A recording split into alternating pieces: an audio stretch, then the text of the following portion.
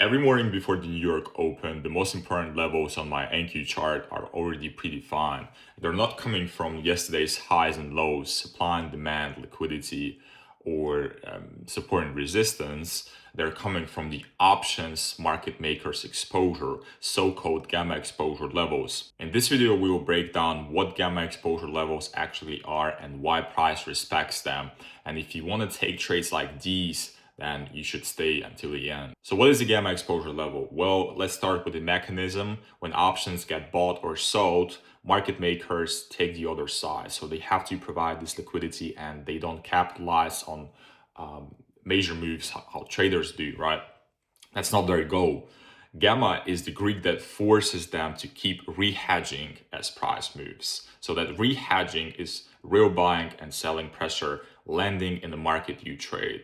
So now that hedging pressure isn't spread evenly across all strikes. So it concentrates at strikes where big open interest is sitting, right? So big gamma exposure is sitting, and the gamma exposure level is exactly that, a strike carrying large gamma exposure, a concentration of forced mechanical hedging at one specific price, which is why price reacts there. A dealer with a book has to trade when price hits that strike, whether they want it or not. It's just their job to provide liquidity. Otherwise, financial markets would not exist. And you need to understand that gamma exposure levels does not tell you price will go there. It tells you price will react when it arrives, okay? So these are going to act as magnets and inflection points. Before we get into gamma exposure levels, let's quickly break down two data types, because every gamma exposure chart is built from one of them and they are not the same. So data type number one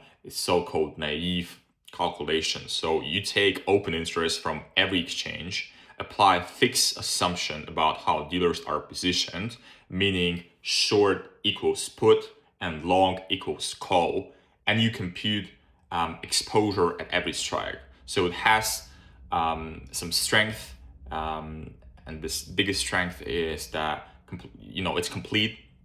So you can use it across different individual tickers, stocks, QQQ, NDX, SPY, and open interest is going to cover every venue and every strike, which is exactly what you want when you're building a map of levels.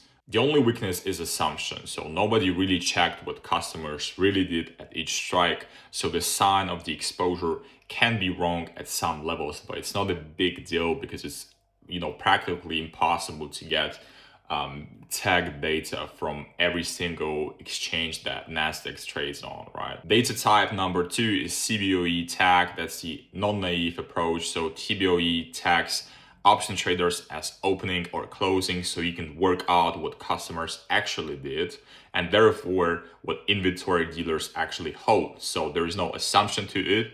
It's all about real positioning, and the only limitation that this tagging comes from CBOE fit only. So for multi-listed products like QQQ, NDX, and so on, you're seeing a slice of the book, right? So it provides this SPX and Wix data only. So besides that, there are no tickers available. But the way I use it as NQ trader, as Nasdaq trader, SPX is not my market, but it's heavily correlated with it. So I use SPX tech data for general context, what regime the broad market is in, whether real institutional positioning is building, where it's building, whether the biggest book in the world agrees with what I'm seeing in tech. One thing to clarify, if you trade S&P 500, this is not context anymore. SPX is your underlying index that is directly connected to your execution, to your performance. So the tech data is describing the dealer book of the exact market you trade. So if you trade ES, CBOE tech data is a must. Now let's get to my actual setup. As an NQ trader, my levels come from the gamma exposure maps of QQQ and NDX. Every single morning translated into NQ prices. This is where I post my pre-market plans on Discord. So the levels are a structured job, and structure needs a completeness that only open interest based data gives you.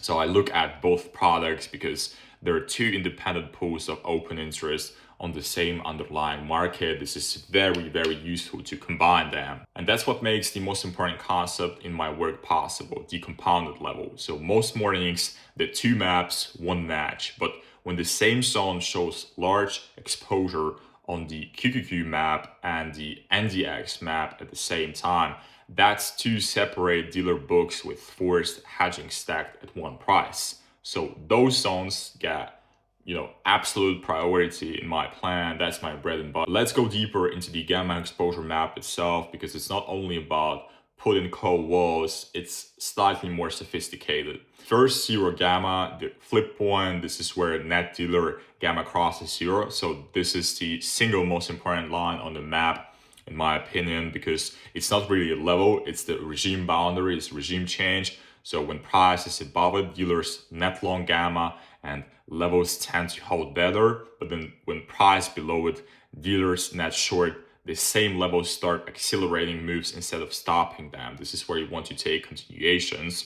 And if price crosses this flip intraday, your whole playbook changes with it. This is what I constantly preach and talk about in my pre-market plans. So second, the largest positive strike. This is so-called call wall.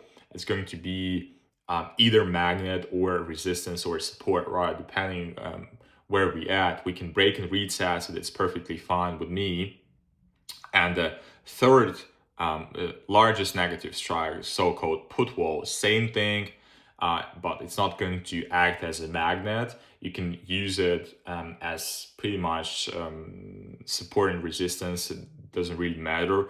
We can break and retest it. We can reverse from it, because it's, you need to understand it's more about open interest than about the actual gamma mechanics, and when we talk about QQQ data.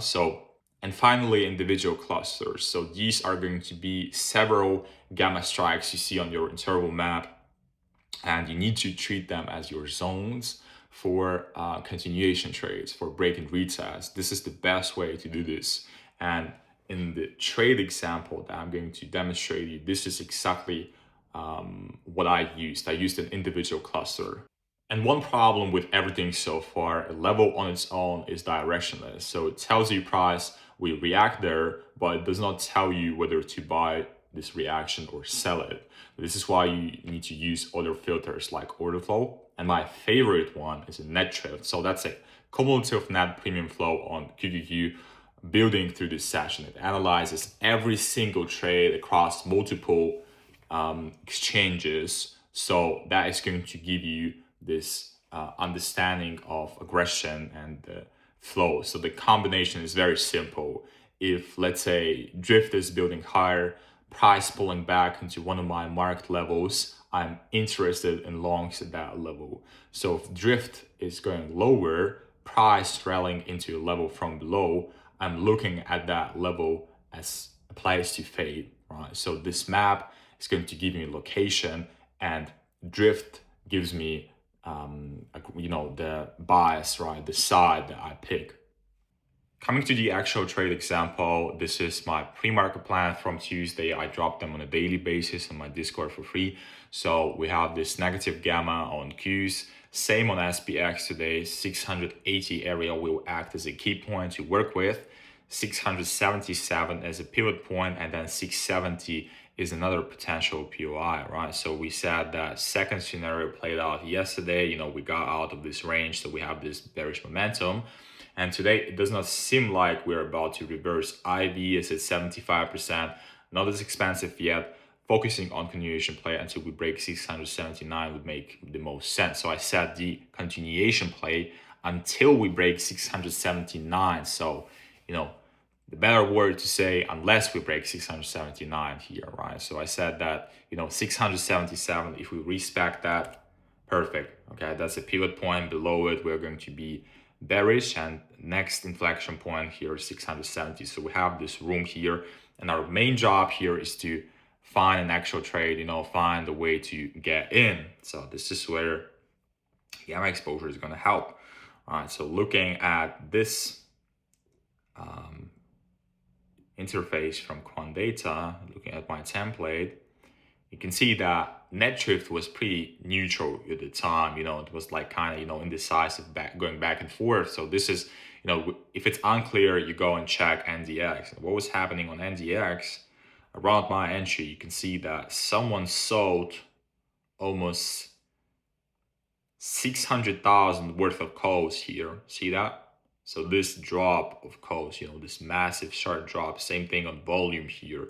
And that stayed, stayed above zero. So that's perfect for me to take the trade. That confirms my bearish sentiment that was coming from my pre-market plan, okay?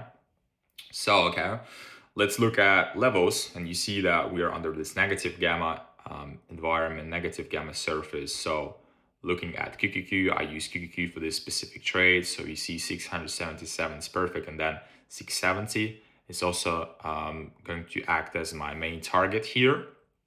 And this is where we look at individual clusters, as I already mentioned. So here, that was pretty beautiful for me, so that had around 60 million worth of negative gamma exposure at this level, 673.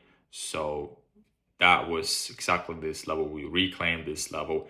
And this is exactly the point where I'm going to look at the order flow. So now we're going to use order flow as another piece of the data. So you can see that we were retesting this POC at the time.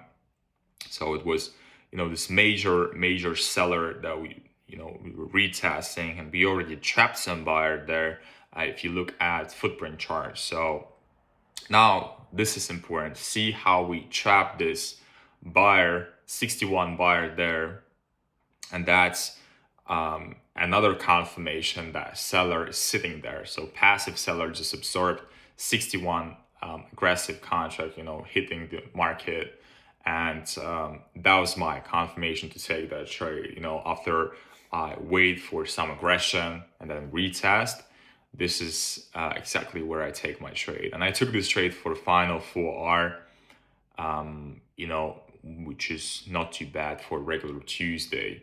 If you want to learn more about gamma exposure, you should join my Discord server. I drop my pre-market levels on a daily basis. They're absolutely for free. We host live streams providing a bunch of value, so you should check this out.